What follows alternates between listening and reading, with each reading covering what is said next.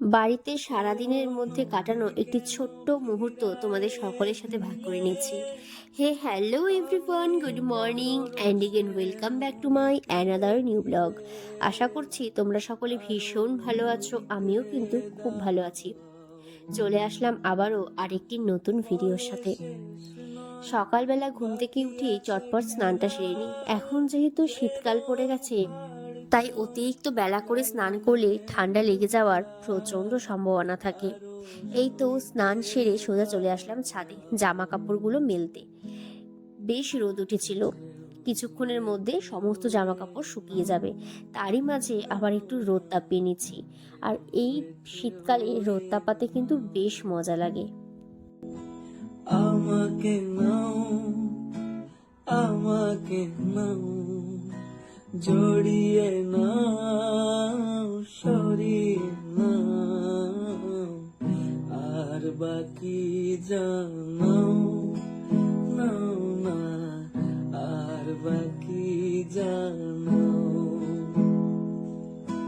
এখন চলো ছাদে যাওয়া যাক। কেন বলো তো? কারণ বেশ কিছুদিন থেকে ভাবছিলাম কিছু একটা গল্প লিখব, কিন্তু এই করে করে আর লেখাই হচ্ছিল না, সমস্তটা ইনকমপ্লিট রয়ে গেছে। আর ঘরে থাকলে না কীরকম যেন একটা ঠান্ডা ঠান্ডা লাগে, যেহেতু শীতকাল, তাই ছাদে চলে আসলাম। এই তো এখন বসে এই বাকি কাজটা সম্পূর্ণ করে নিই। নাও উজাড় করে নাও, নাও না, নাও তোমার করে নাও। আবার তারই মাঝে রাস্তা দিয়ে যাচ্ছিল তিলের খাজা। আমার মতো তিলের খাজা খেতে কারা কারা পছন্দ করো বলো তো? আওয়াজ শুনতে পেয়ে ছাদ থেকে দৌড়ে নিচে নেমে যাই তিলের খাজা কেনার জন্য। চলো এবার ছাদে বসে রোদ তাপাতে তাপাতে এই তিলের খাজাটা শেষ করা যাক। বলে শেষ নয়, বাকি আছে খেলা, যে রং পাড়ছয় লালনে। এখন আবার সবাইকে খেতে দিতে হবে। ঘড়িতে তখন প্রায় 3টার মতন বাজে।